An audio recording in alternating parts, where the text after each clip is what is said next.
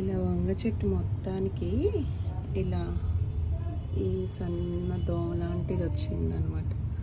చూడండి, మొత్తం ఇలా వచ్చేసినాయి ఈ చెట్లకి, వెజిటేబుల్స్ అన్నిటికీ. అందుకని వీటికి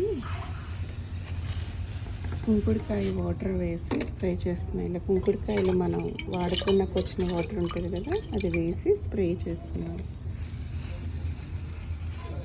చూడండి, మనం స్ప్రే చేస్తుంటే నురుగు వస్తుంది, ఆ చేతికి పోతాయి అన్నమాట. ప్లస్ కుంకుడుకాయ వాటర్కి కొంచెం అతుక్కుంటుంది కదా, అలా అతుక్కొని కూడా చనిపోతాయి.